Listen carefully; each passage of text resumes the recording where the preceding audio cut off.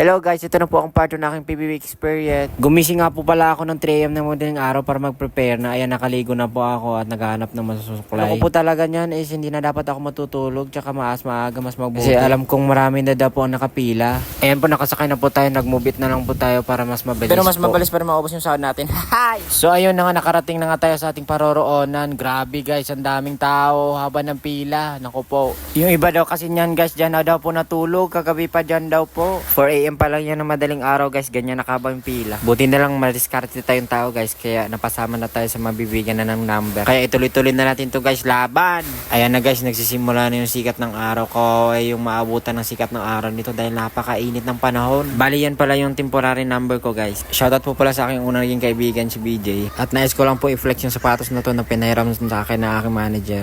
Sobrang bait niyo po, maraming salamat po. At ayan, time check, 5:30 AM na yan guys. Pinoy, ako'y Pinoy. Grabe guys, so tingnan nyo ang haba ng pila, grabe. Parang pilahan lang ng ayuda. Ewan ko din kung anong talent namin dito, papakyat lang naman alam ko. At sa wakas nakapasok na rin tayo, good luck po sa ating lahat, good luck po sa mga kapasok sa bahay ni Kuya. At hindi ko po makalimutan ang araw na ito bilang isang first timer. Sabihin, pasensya na. Nakuha kami. Ayan, sobrang gutom ko, bumili na kami ng tubig. Hindi na po talaga kaya yung gutom. Pero G pa rin. Ganyan po ang aming kalagayan sa loob. Grabe na. Tingnan nyo guys. Oh. Shoutout po sa lahat ng ating mga kapamilya. Step 1 pala yan guys. Introduce yourself lang. Ayan po. Kinakaba na medyo. So ayun na nga, tapos na ang laban. Grabe, solid na solid yung experience na to. Hindi ko makakalimutan sa buong buhay ko to.